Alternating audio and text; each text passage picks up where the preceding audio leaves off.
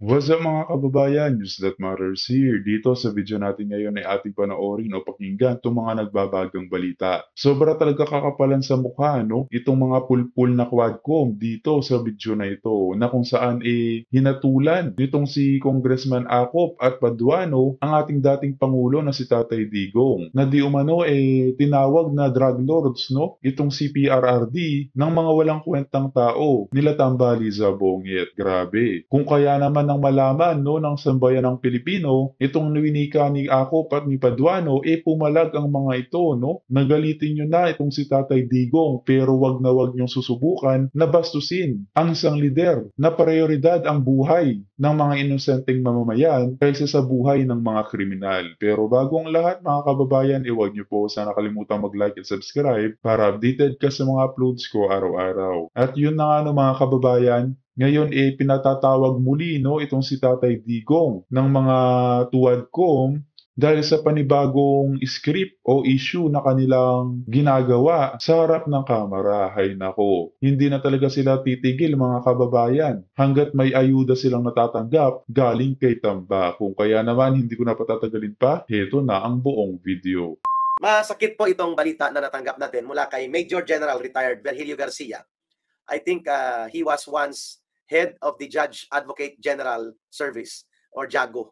Mga abogado po ito sa military service ng Armed Forces of the Philippines.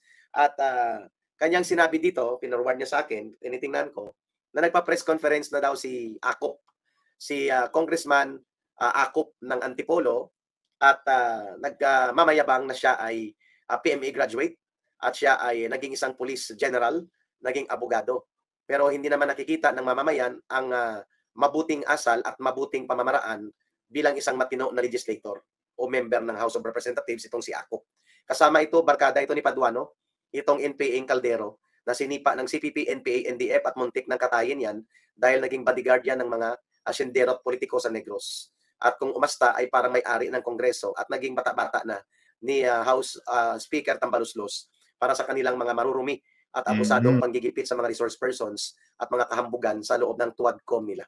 No, barkada yan si Akop at si Paduano. Sanggang dikit, kasi parehong sanggano ang estilo, parehong mga maton at parang hindi legislators pag kumasta sa loob ng Kongreso. Akala mo ang tatalino, ang hambog, at akala mo pagmamayari nila ang poder sa gobyerno at ang akala mo kung umasta sila ay para silang Diyos at Hari sa loob ng Kongreso at sa bansang Pilipinas.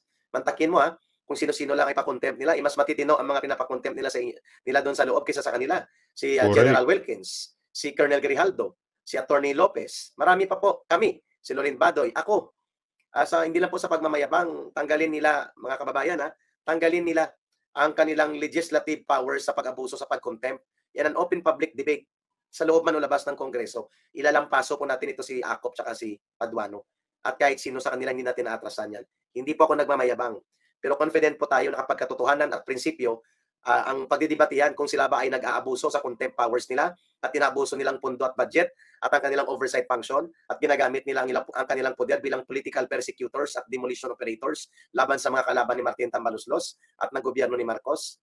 Kung yan ang pagdidebatihan at ano pang issue, good governance at ang kanilang pagkikipagsabuatan sa CPP, NPA, NTF, handa po tayo dyan mga kababayan. China-challenge ka natin yan sila Papuntahin nyo kami, papuntahin nyo ako, walang kulong-kulong. Kasi hindi kami makapalagpag dyan sa loob. Pero kung sa labas ng Kongreso ang debate, hindi sila pwede makapag-aresto sa atin. Doon sa labas ng Kongreso. Kung sa loob man, isuspende ng rules. Talagang public debate. Di ba? Kaya nga mga kababayan, abusive, abusado na hambog pa, at nagdudunong-dunungan, naghahari-harian itong maton, parang hindi mga legislator, itong parang mga maton like Akop and Paduano. No? Tandem yan. Kambal Sanggano yan at kambal abusado yan sa loob ng Kongreso. Siyempre, tinotolerate ni Martin Romualdez. Tinotolerate ng kanilang mga kasamahan. Kaya nagiging malakas ang loob ng mga abuso. May katapusan din yan mga kababayan. Itong sinabi ni Akop, mga kababayan, kaya nag-live videos tayo ngayong umaga. At malamang mag-press conference itong kambal Sanggano, si Paduano at si Akop at ang kanilang hepe o pinuno ng tuwadcom nila na si Ace Barbers. Mag-ano yan sila malamang, mag-press conference at media briefing sila ngayon at idideklara nila na total failure at isang grand criminal conspiracy ang ginawa ni Pangulong Rodrigo Duterte na war on drugs. Wow! Heavy! So, nag-leak na po ang report ni Akop at ng kanilang tuwadcom. Dinideklara nilang guilty sa criminal enterprise operations. in the guise of war on drugs ang administrasyon ni former President Rodrigo Duterte. At Grabe. sinasabi nila na may mga namatay daw, sabi ni Akop, na 30,000 ang pinatay according to data. Anong data yan, Akop? Sige nga, congressman ka pa naman at abogado at naging police investigators. Kaninong data? Data mo? Saan mo hinugot na puno ng mangga at lilim ng bayabas ang data mo na 30,000 ang pinatay? Samantalang ang nakarecord sa United Nations Human Rights Council, I was there in Bangkok, Thailand, nang ito po ay nagkaroon ng investigation. Kasama ko dyan ang Human Rights Center Director noon ng Philippine National Police. Kasama ko dyan sina Nunoy Katura ng Presidential Committee on Human Rights. Hinarap namin ang mga research team at mga writers, investigators ng UN Human Rights Council bago po pumutok ang pandemic. I can remember that dahil doon ako nag-Valentine's Day sa Bangkok, Thailand noong 2020. February, pagbalik namin, sarado ng mga borders. So I can tell you, Congressman Akop, right before your very eyes and your calloused face, yung kapal ng mukha mo at kapal ng mukha nyo nila Paduano dyan, ang naka-record doon is only 4,600 ang mga na-involved na namatay sa mga police operations. Doon sa United Nations Human Rights Council report, 4,600 lang ang official record ng mga namatay na ibinunga ng war on drugs ni Rodrigo Duterte na sinasabi niyong grand criminal enterprise and conspiracy. Wow, heavy Heavy on words. Kanino mo dinidescribe yan? Sa inyo? Sa Kongreso? Grand criminal enterprise and conspiracy. Wow, parang dinidescribe mong Kongreso Ayos? Parang dinidescribe mong Kongreso. Ako pa. Ulitin ko mga kababayan, I was there. I was part of the Philippine panel at I can show proof to that. May passport, may travel yan. Isinama po ako humarap sa mga researchers, writers, and investigators dahil hindi sila na makapunta sa Pilipinas, nag-aalangan sila noon na pumasok sa panahon ni Pangulong Rodrigo Duterte. Pinuntahan natin at hinarap sila. Kasi yung data na hawak nila, grupo ng karapatan, mga piyansador at operators group ito ng New People's Army at ng CPP, NPA, NDF. Ang mga data doon, 32,000 or 33,000. Data din yan ni Joma Sison na 33,000, between 30 to 33,000 to 35,000 ang mga namatay. Pero walang documentation. Ito, Congressman Akop, mag-research ka. Anong data ang sinasabi mo? The DOJ Special Panel na nag-review po ng administrative review on the war on drugs until 2020 February and even after 2022, hindi po umabot, Congressman Akop, ng mahigit 5,000 o 6,000. Between that range. Tsaka ano yung mga kababayan, mas mahalaga pa ba ang human rights kaysa sa human lives na mas prioridad pa ang karapatan ng mga kriminal na namatay kaysa sa mga napatay ng mga kriminal dahil sa pinagbabawal na gamot? Grabe, wala sa hulog talaga itong mga utak ng mga pulpul na Quadcom, no? Na ngayon ay kinasuhan pa, hinatulan pa ang dating Pangulo na si Tatay Digong sa pagsugpo niya sa pinagbabawal na gamot. Hay nako. Po ang data na tinitingnan ng Department of Justice mismo ng gobyerno.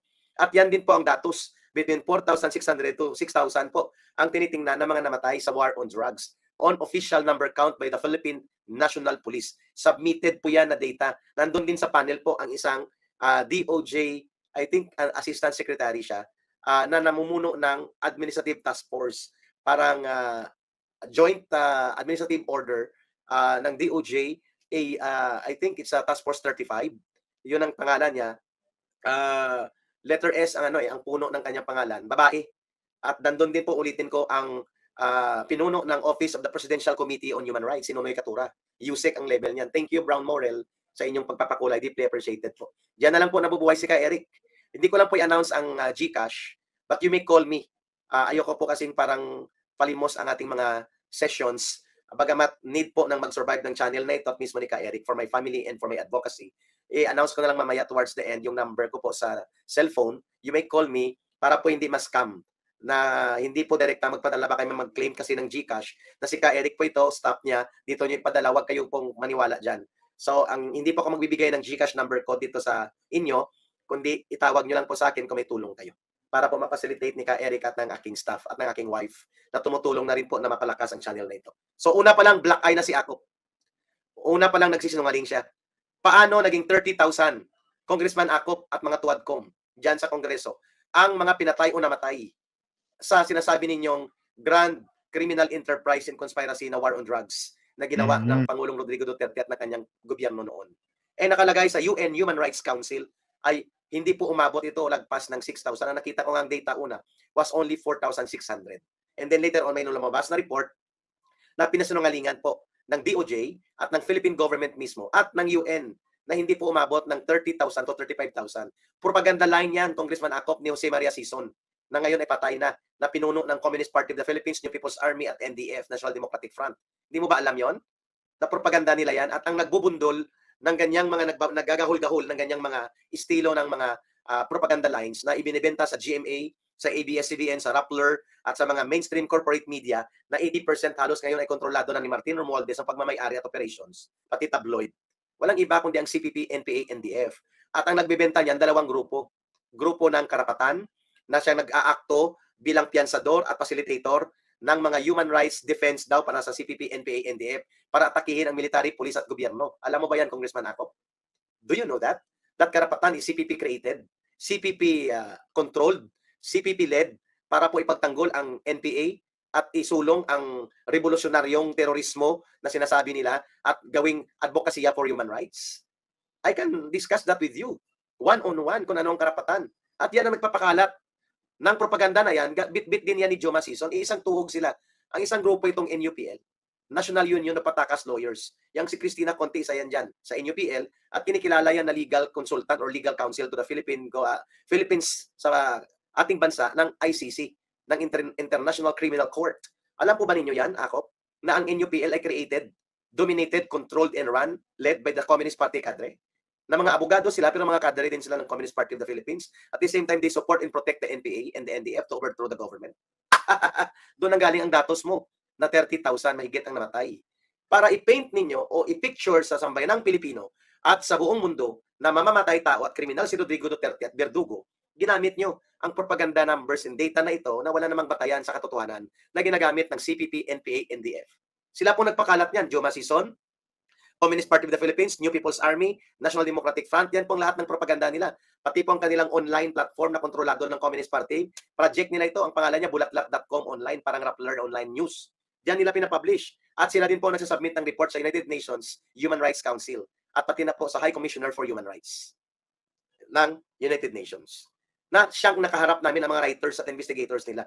At nag-agree po doon sa dialogue and interaction na yun sa Thailand noong February, first week of February 2020, Congressman Acop and TUWADCO members, na wala po, hindi lang magpas sa sinasabi nilang 6,000 o hindi nga umabot ng 10,000. Ang recorded, may blatter, may police report, may reklamo, may mga kaso, all consolidated by the Department of Justice, hindi po umabot ng 6,000, Congressman Acop, in 2022.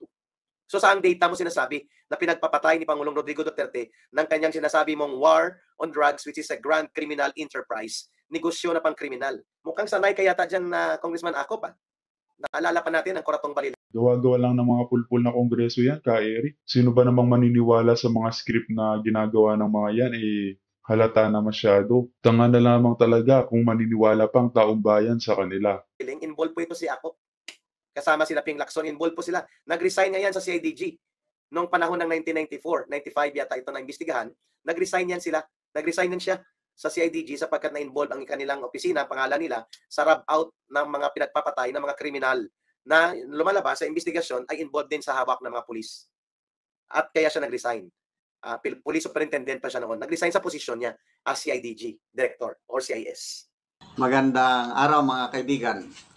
Pag-usapan naman natin ngayon si dating DILG Secretary Benhur Abalos. May nagpadala sa akin ng post tungkol sa kanya, yung kaibigan kong bishop ng mga evangelical churches sa Caraga region. Shout out ko rin ang dalawa ko pang researcher, si Yodora at saka si Chris Torres. Okay, ito po yung post, Optic Politics. Palaging nagpo-post ito tungkol sa political issues affecting our country. So basahin ko It seems that the heat was stretched and strengthened. So dito may picture at ang title is ganito. Pinas, so ang Pilipinas. Pinas, safest country sa Southeast Asia dahil kay Benhur Abalos. Mahalaga na maibalik ang tiwala ng publiko sa mga pulis at sa kanilang kakayahang sugpuin ang krimen. Malaki ang nagawa ni Abalos para makamit ito. sa bawat kanto, sa bawat barangay, dama ng mga mamamayan ang resulta ng kanyang serbisyo. Okay, disclaimer ano?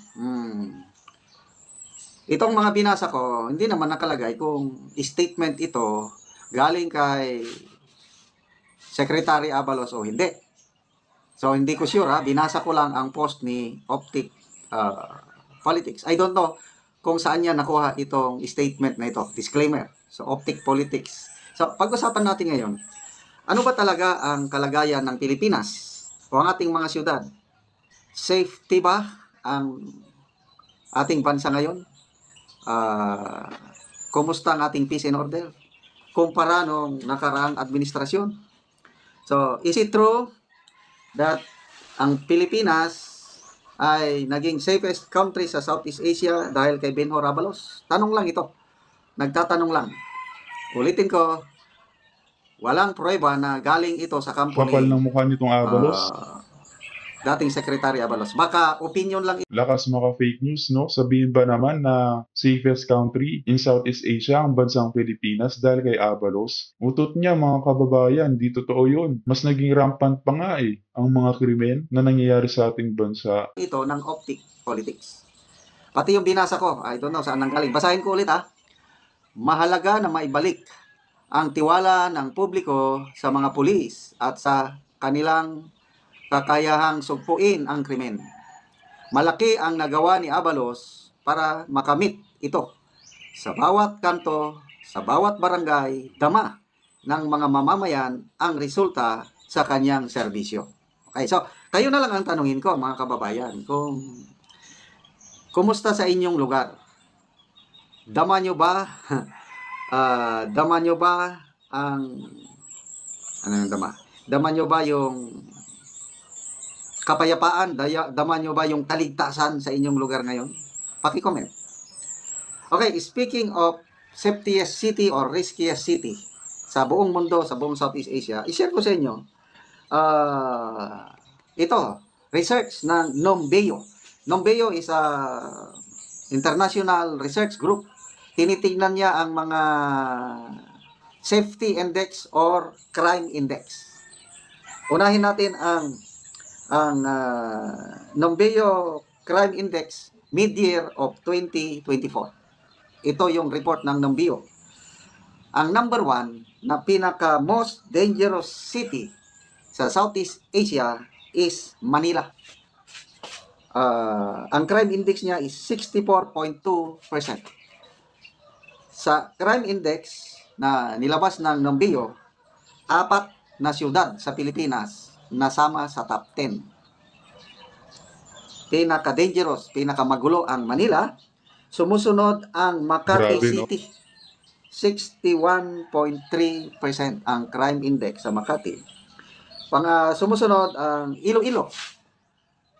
58.9%. Pangapat ang Cebu. 48.4%. Ayan. Hindi ibig sabihin na top 1, 2, 3, and 4 itong 4 na siyudad sa Manila. Nakalimutan ko na yung Manila. Basta ang number 1 na pinaka-dangerous is Manila. I think ang Makati is number 4. Ang Iloilo is number 6. And Cebu is number 8, if I'm not mistaken. So, top 10 most dangerous cities to live sa Southeast Asia, 4 na siyudad na pabilang. Yan ba? Safety ba? In contrast, ito, sa NOMBEO pa rin. NOMBEO Research. Meron silang safetiest city to live sa Southeast Asia. Meron bang siyudad sa Pilipinas na naisama sa report na safety ka talaga dyan? Meron po. Ang Davao City. Number 2, ang Davao City. Sa Southeast Asia, according to NOMBEO, NUMBEO, NOMBEO Safety Index, ang pinaka-safest city to live in Southeast Asia is Chiang Mai City in Thailand. No wonder, maraming turista sa Thailand. Sa awa ng Diyos, 2 beses na akong nakabisita sa Thailand, Bangkok, Thailand, and I tell you, talagang maganda at safety Una kong pagpunta sa Bangkok, Thailand noong 2003. Nag-schooling ako ng Command and General Staff College. Meron kaming foreign tour. Ito yung first time na nakalabas ako ng Pinas. Of course, kasama ko ang aking wife. Nag-enjoy kaming mag-asawa sa Bangkok, Thailand. Yan ang unang siyudad outside the Philippines na nabisita namin. And really, napaka-memorable yung ilang days kami doon. 4 days, 4 nights ata. At naulit nung I think 2009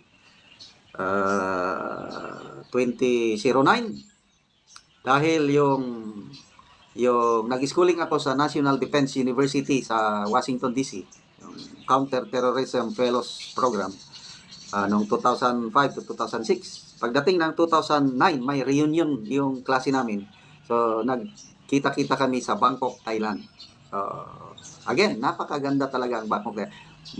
Malinis, tahimik, itong mga siyudad sa Thailand. Okay, Davao City, talaga, yung hindi pa nakakapasyal sa Davao City, mapasyal kayo. Hindi lang tahimik, malinis pa. Merong survey din kalimutan na sinong nag-survey. Second cleanest city in Southeast Asia is Davao. I think ang pinaka malinis is Singapore. So, no wonder, ang Davao City is maraming investor. Yung kanyang economic growth, yung contribution ng Davao City sa Region 11, yung economy niya talagang napakataas. More than half of GDP ng Region 11 is nanggagaling sa Davao City. And that speaks of leadership. Sinong namumuno sa Davao City? Mga Dutertes. Yan po ang tatak Duterte. Kaya sayang at hindi nagtagal si PRRD. Napaka-short yung 6 years niya sa panunungkulan. Kung mayroon pa sanang extension ng term, mas maganda pa sana. But anyway, yun po. Totoo ba na naging tahimik ang Pilipinas nung panunungkulan ni Benhor Abalos as Secretary of DILG? Kayo na po ang humusga. So, again, disclaimer lang. Itong binasa ko kanina is post lang yan ni Optics Politics. It does not mean na galing ito sa kampo ni Benhor Abalos. I believe, opinion lang ito ni Optics Politics. Again, salamat sa aking kaibigang bishop ng mga evangelical churches sa Caraga Region at kay Eudora and Chris Torres. At yun na nga no mga kababayan, narinig natin itong mga nagbabagang balita sa oras na ito. As always, mga kababayan, kita na ulit tayo sa ating next vlog. Huwag niyo po sana kalimutan mag-like at subscribe para updated ka sa mga uploads ko araw-araw. Maraming po salamat mga kababayan. Ingat and God bless.